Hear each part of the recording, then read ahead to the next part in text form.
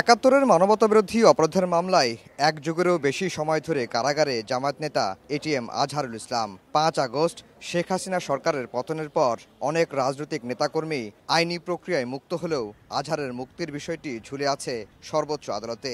এ নিয়ে দলটির ভেতরে বাইরে রয়েছে অসন্তোষ, ক্ষোভ। মঙ্গলবার খালাস চেয়ে আজহারের করা আপিল প্রধান বিচারপতির আদালতে উঠলেও শুনানি হয়নি। নতুন তারিখ ধার্য করা হয়েছে ৬ মে। আইনি নানা প্রশ্ন, মামলার গুরুত্ব, স্পর্শকাতরতা বিবেচনায় মামলাটি আপিল বিভাগের সব বিচারপতি শুনবেন বলে জানান আইনজীবীরা। শুধু তাই নয়, মানবতাবিরোধী অপরাধের দায়ে সব আসামিকে মৃত্যুদণ্ড দেয়া এবং কার্যকরের বৈধতা নিয়েও প্রশ্ন তুলেছেন জামায়াতের আইনজীবীরা।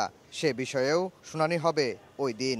এই মামলার নিষ্পত্তি নিয়ে ভবিষ্যতে কোনো ধরনের কোনো প্রশ্ন যেন উত্থাপন করা না হয় এবং সঠিকভাবে আইনি ব্যাখ্যা বিশ্লেষণ করে যেন এই মামলাটি নিষ্পত্তি করা যায়, এই জন্যই পূর্ণাঙ্গ বেঞ্চে আগামী ৬ তারিখে গুরুত্বের বিবেচনায় কজ লিস্টে প্রথম হিসেবে রেখে এই মামলার শুনানি করার সিদ্ধান্ত নিয়েছেন।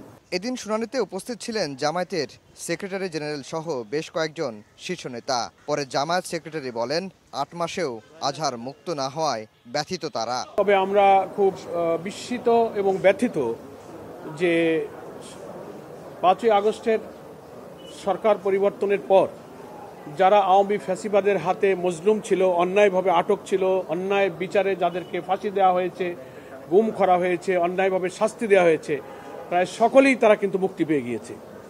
কিন্তু আমাদের মজলুম জননেতা এটিএম আজহারুল ইসলামের বিরুদ্ধে আনিত যে সমস্ত মিথ্যা অভিযোগ, তার কোনো একটি অভিযোগের সাথে তার তিলমাত্র সম্পর্ক নেই।